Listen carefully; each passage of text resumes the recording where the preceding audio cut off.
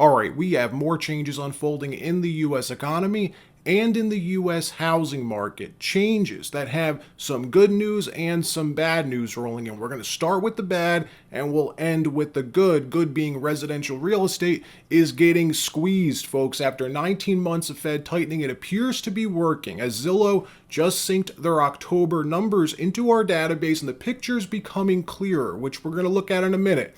Two magical words, folks: price cuts. Lots and lots of price cuts. So we're going to look at what's happening, what happened to home prices, and if the market's changed enough to buy yet. Because there is one data set that even surprised me showing how much things have changed since last year in certain parts of the country, of course. And again, this data was just released by Zillow a few days ago, so it's as up to date as we're going to get.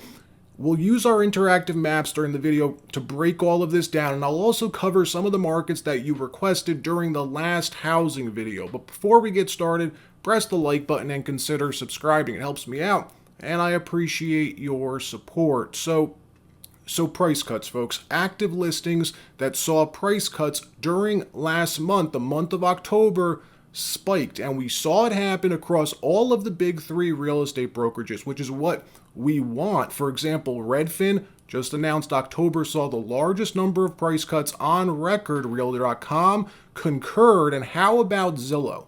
Well, wait till you see what happened with Zillow. But before we look at this, we may have a bit of a problem, all right? The Fed's tightening campaign clearly beginning to work. Mortgage rates at 7.5%, and for October reached 8%, which may be why these numbers are so bad that we just got in. But between the higher interest rates and the tight credit, we showed, for example, how even the GSEs, the government-sponsored enterprises, your Fannie Mae's, your Freddie Mac's, have tightened lending standards, are no longer as willing to qualify someone with a 620 to a 680 credit score, far less likely, in fact, than they were even last year to qualify you.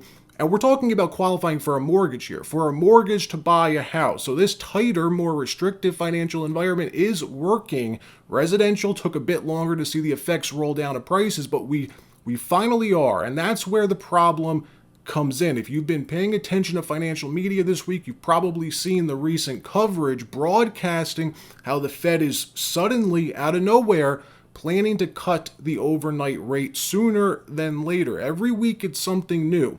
Well, for whatever reason, all at the same time, it seems almost all of the big banks are now updating their rate policy forecast, predicting not only that the Fed is done hiking, but that they're going to start cutting soon, like Q1 of next year soon. We have half a dozen of the big banks who all put on record this week that cuts are coming in either the end of Q1 or the end of Q2 next year, and big cuts. Now, is that true?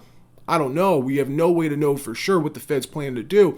I'll tell you what I do know for sure in a minute, though. But first, we do have a clip of Jerome Powell being asked this very question, asked specifically about rate cuts 2 weeks ago at his last press conference, and he denied it. Take a listen to this. What then is the potential impact on the trajectory of rate cuts? Could we see those maybe pulled forward or have to see more than what the September SEP indicated? So the fact is the committee is not thinking about rate cuts right now at all. We're not talking about rate cuts. We're still very focused on the first question, which is have we achieved a stance of monetary policy that's sufficiently restrictive to bring inflation down to 2% over time, sustainably? That is the question we're focusing on. The next question, as you know, will be for how long will we remain restrictive? Will policy remain restrictive? And what we said there is that we'll keep policy restrictive until we're confident that inflation is on a sustainable path down to 2%. Now, I'm not taking Jerome Powell at his word, not at all, but one thing I can say with high confidence is that this no landing, soft landing narrative that's being pushed hard this week is a joke. The only way the Fed cuts the overnight rate in March is if the revisions are released early next year and it shows that we're smack dab in the middle of recession. Either way, if you're looking for a housing correction, you're in luck, because whether the Fed cuts early next year due to recession, that's good for a housing reset. Or if they don't cut and they stay higher for longer, that's also good for a housing reset. It just means it'll take a bit longer. But this no landing BS that they're pushing, I don't buy for a minute. Now take a look at this. What we're looking at is our home value index map. The data behind this is from Zillow's home value index data set. You're probably familiar with Zillow's Zestimate metric, right? If you've ever browsed on Zillow, I'm sure you've seen that before. Well, it uses this as well. The redder a county is, the more home prices have fallen. The bluer a county is, the more home prices have risen. Bright red, for example, means that that county is down double digits now, like you see in most of Texas and now in Louisiana and Mississippi as well. If you watched our video from last month, for example, on Zillow's September data, we saw Texas look about the same, but Louisiana and Mississippi did not look like this. The price cuts are spreading because that's how Zillow's index works. Their algorithm is more inclined to lower the median home value in a neighborhood when there's consistent month-over-month price cuts and a steady decline in list to sale trends as well.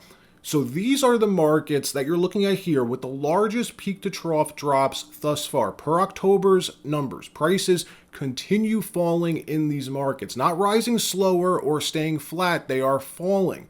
And why is that? Inventory. In these areas, the dark solid red counties, inventory is rising. You could see it on these charts. They follow each other. Active listings are on the rise and about to blow right past last year's peak, actually. Realize inventory always rises in the winter, but not like this. This is only for October thus far. There's a lot more where this came from. Last month, we crossed 700,000 active listings for the first time in 11 months. Well, that was September. Now in October, we're at 737,000 active listings. This spike is not due to seasonality. It's rising much too fast for that. And with higher inventory comes lower prices. You can see it here. Take a look at this. Active listings with price drops jumping again. This is happening across all of the big three brokerages. They're all reporting the same thing. This is Realtor.com. I showed you Redfin earlier. Here it is again. Largest jump in price cuts on record, they say. And what about Zillow? Well, take a look at this. And if you want access, by the way, to our system, you can go to our website, rjtalks.com. The link's in the description. Also, if you signed up on SnapForce, you can use your credentials to also log in on our website, rjtalks.com. We have a lot more data there, and you'll have access to our research database as well, which if you're an existing Real Estate Insights user, you're grandfathered in and have access to it for no additional charge. All right, so home values, right? Let's start in the Northwest. The Pacific Northwest is now falling again, just like we saw last winter. So prices are moving lower. Home values are readjusting lower. This tighter, more restrictive monetary policy is working. And we could see how much of an effect it's had if we go over here. Take a look at this. Renting versus buying. How affordable it is to buy a house right now.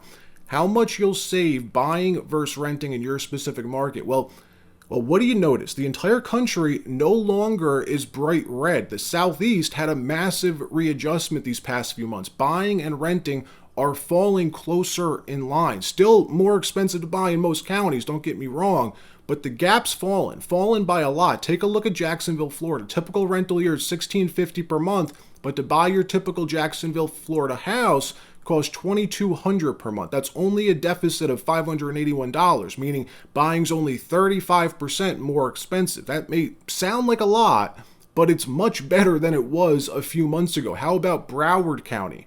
Broward County, Florida. Median rent in Broward County is $2,550 per month, but your typical Broward County home is $3,100 per month. Again, buying's only 23% more expensive than renting here in Broward County. Now, most of the country is still completely lopsided, completely upside down, as buying a home should always be equal or less expensive than renting.